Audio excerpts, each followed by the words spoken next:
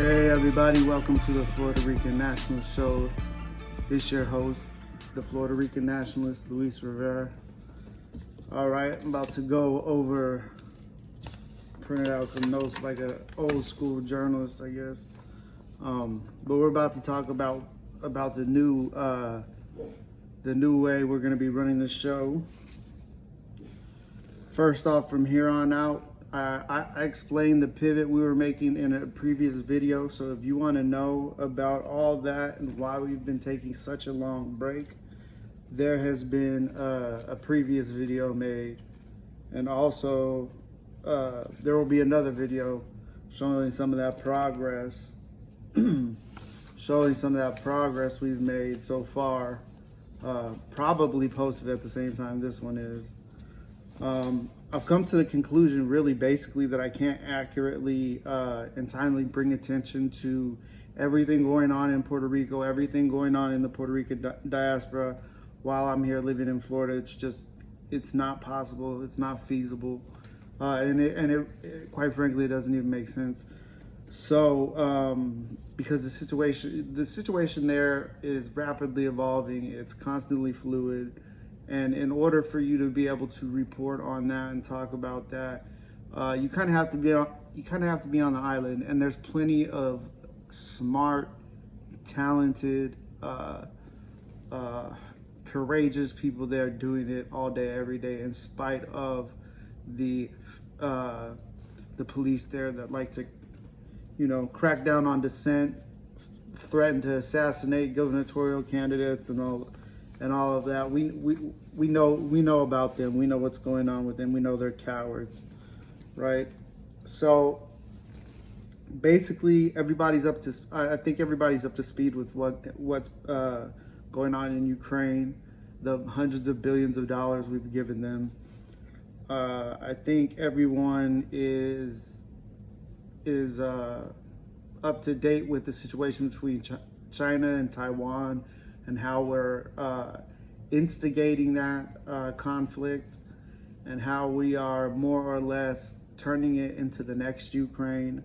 I think everybody is up to date on what is going on in Gaza and the West Bank, and the atrocities that Israel is committing, and trying to rope us into, again, just like the Iraq War.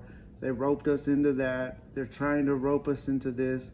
And unfortunately, we have a bag of dummies that run this country. They just put the dumbest, greediest people into a bag, shook it up, and pulled them out one by one. And that's who governs our country. To be blunt about it, frankly, they're a bunch of fucking morons. I don't like to use this type of language because I like to make this channel friendly for everybody. But I will use this type of language when it is necessitated. So I've decided to pivot, like I said, on content that affects Boricuas in the diaspora, but not just Boricuas, that affect all Latinos, all foundational Black Americans, and Native Americans or Amerindians, Indios, whatever you want to call yourself. And I'm going to focus this content on how we can prepare for the turbulent times we will be entering, because, folks, we will be entering some turbulent times. Of course, as always, this isn't a show just for us. Anybody can watch. Anybody can get ideas from the things that we're going to be talking about. I really don't care. Anybody can join the Florida Rican Nationalist family. It's just, I will be addressing our specific needs, because our needs are different, as we are not the majority group. Neither one of our groups are the majority group in this country, nor will we be for quite some time. And I also have to make clear that I am viewing everything going on through the lens of being a Puerto Rican nationalist and a independence activist. So I don't know if you've noticed recently, but the content on Twitter by several different highly followed accounts should be raising some red flags, right? it's definitely caused me to pay attention and to follow these accounts. That way, I can know what my enemy is thinking. You know, you got to know yourself and you got to know your enemy, and those are just basic. That's just a basic rule. And it's caused because of this content that I've seen put out. It's causing me to raise some red flags. It's causing me to sound the alarm in all minority communities, not just the three that I mentioned. I mentioned those three specifically because I am also a Hebrew Israelite, and I believe that we are the true descendants of the people of that book. You can believe whatever you want. We don't have to agree on religion. In fact, I would prefer not to talk about religion as it does not get us anywhere except into arguments. Just like I would not like to get into political disagreements and talk about politics, like the Republicans are better than Democrats are better than Republicans. They're both trash. Neither one are going to provide any type of material difference to the working and middle class people of this country. They're all leeches, sucking off the government teat and using their job to be insider traders. So several accounts like DC Drano, which he's a weird dude. He's a Trump wannabe. Like I'll go ahead and say I'm going to vote for Trump because Biden is completely off the rails. Whoever is guiding him or advising him should not be taken seriously by his team. But unfortunately, they are in the driver's seat when it comes to Biden's team.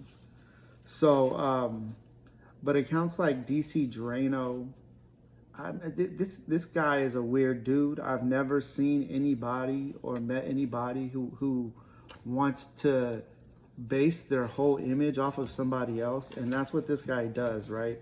He bases his image off of trying to be Trump, which is the weirdest. It's the weirdest, most beta male thing I've ever seen in my life. So again, his account on Twitter is DC Drano. I'm sure plenty of you know him.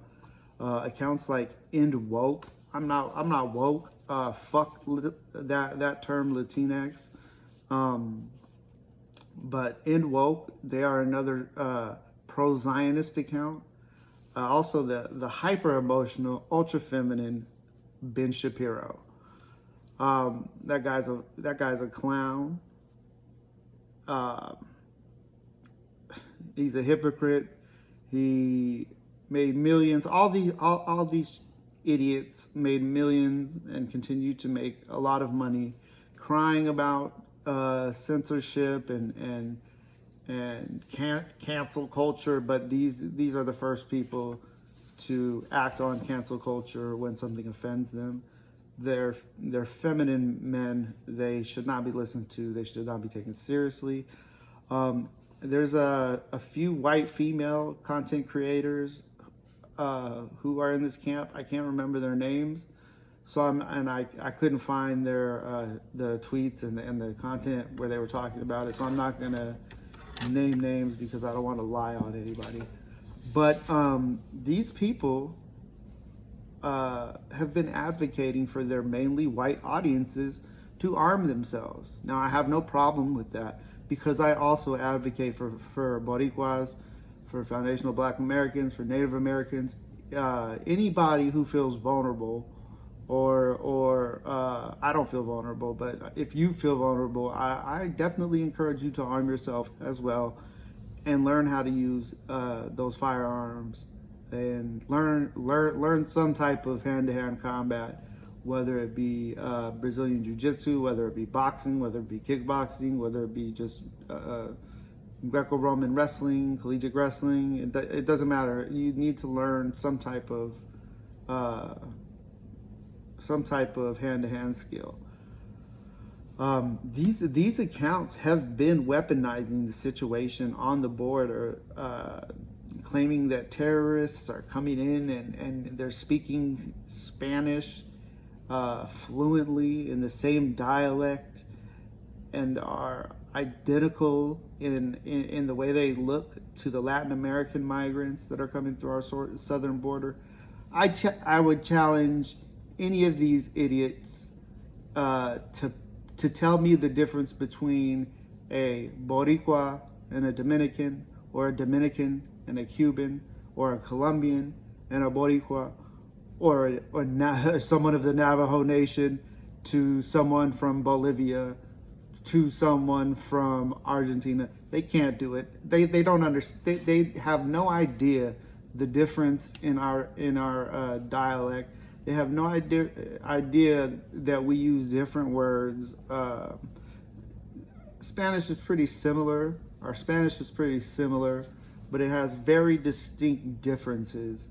And that's how many of us tell each other apart when we're speaking Spanish. But these people, first of all, they're not fluent in Spanish. Second of all, they're not fluent enough in Spanish to tell a Cuban talking from a Venezuelan. But this is what they're claiming to their audiences at the same time, that they're telling them to arm up. And they're conflating us with people coming from the Middle East, people coming from North Africa, people coming from China, and they're saying we all look alike. And this is why they're advocating for their audiences to arm up, and this is why I'm advocating for my people to arm up, and everybody and all the other groups that I've mentioned before to arm up. There's no way there's no way they can tell the difference between Ahmed from Hezbollah and Jose, the small construction business owner. That's just a fact.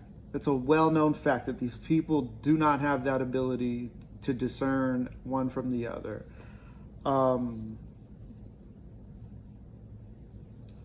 This is actually one of the main reasons I believe owning firearms is a necessity. I used to think that to each his own. I like feeling protected. I owned firearms, but now I think that everything that's happening, that it is a must for people to own firearms. For at least indigenous minority groups and immigrant minority groups, I think it's time for us to exercise our Second Amendment right. I think it's time to become proficient with these weapons, and I think it's time to become proficient in learning some type of hand-to-hand combat skill. I think we should be making it a top priority for us to be storing and stocking up on food, especially shelf-stable food, whether it's canned goods or it's freeze-dried foods that last for 20 plus years. Whether it's rice and beans you can stick in a Mylar bag with some oxygen absorbers and keep it, you go ahead on and vacuum seal it up, and that'll stay good for I think like 10 to 20 years. Don't quote me on that. There's a lot of information out there, and it does stay good for a long time. So I would really implore you to make stocking up on foodstuffs a priority. I would also advocate strongly for you to start stocking up and stockpiling ammunition. If you do not have any handguns and you do not have any rifles or shotguns or anything, I would suggest all three of those are something you need to own. I personally own a 38 Special, which I feel full of it's a shot shell round, so you shoot out a bunch of pellets. I carry that around with me on the homestead because there are rattlesnakes out here, unfortunately, and if I come across one, I'm going to shoot it. I'm not gonna take any chances. And I would much rather shoot pellets into a boar and scare it off than kill it and have to dispose of the body or leave it on my property where I can smell it every morning when I'm out taking care of my livestock. I don't want that. And I don't want to draw in predators who will be likely to feed off of that carcass. So me personally, I have a 9mm. I have a AR-15. Like I said, I have a 38 special. I also have a 12 gauge. I like these. I like the 9mm, the AR-15, which shoots 5.56, and the 12 gauge because these are very common rounds. These are rounds that are used in the military and in law enforcement, which is why I recommend on getting something like this, because you know you're not going to run out on bullets. When there was a shortage on everything, the one bullet I had a very hard time finding was a 38 special bullet. It was extremely hard to find, and I had to wait almost a month to find shot shells. So I'm telling you now, stock up, because there will be ammo shortages. Ammo prices have risen with the conflict, with all these conflicts going on. You can better believe that there will be more shortages and there will be more price increases. Under the Biden regime, everything has increased, so just expect more of the same.